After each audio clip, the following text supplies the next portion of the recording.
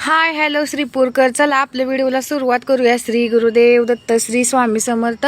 आज मी चाललेले आहे बाहेर फिरायला, म्हणजे एका देवाला चाललेले आहे. भाऊ म्हणला आज रविवार आहे, आपण जाऊन येऊ. वेळेस आपण जत्रेला जातो, पण आपल्या जत्रेला काय जायचं जमलं नाही. आत्ता जाऊया. मी म्हणलं चालतंय राव.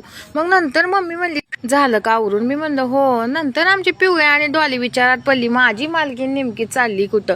मी कुठं चालली म्हणली ना, पिवळ्याला आणि डॉली कावऱ्या बावऱ्याच होते ती बघा. माझ्या रकाच बघते ती कुठं नाही कुठं नाही. जाताना आली ती दोघी पण घालवायला, पण मी त्यांना कळू देत नाही मी कुठं चालले. मग नंतर आम्ही चाललेलोच आहे. हे बघा भावाला म्हणलं बाबा गाडीला फास्ट चालवू नको म्हणलं. आम्ही काय तोंडाला काय बांधलं नाही बाबा म्हणलं, केस बिस आमची उभा राहतेली. नंतर मग मी त्याला म्हणलं लय फास्ट चालवायचं असेल तर मी थांबते बाबा इथंच म्हणलं, माझे केस इसकडे. मग त्यानं अचानक मला नेलेलं आहे ह्याला. नंतर आम्ही मंदिराजवळ पोहोचलेलो आहे. ऊन खूप लागल्यामुळे जरा सावलीला बसले आहे बघा. ही बघा मी. भाऊ म्हणला काय राव तुम्ही बुटकी माणसं, तुमच्यापर्यंत ऊन पोचत नाही, कशा सनस्क्रीन बीम लावता. मी म्हणलं ग पै. मग नंतर आम्ही तिथं बसलो होतो. मग तिथं बसल्यानंतर म्हणलं चला आता दर्शनाला जाऊया. बसून तरी काय पटकन उरकून घरी गेलेलं परवडलं. मग नंतर मी दर्शनात चालली होती.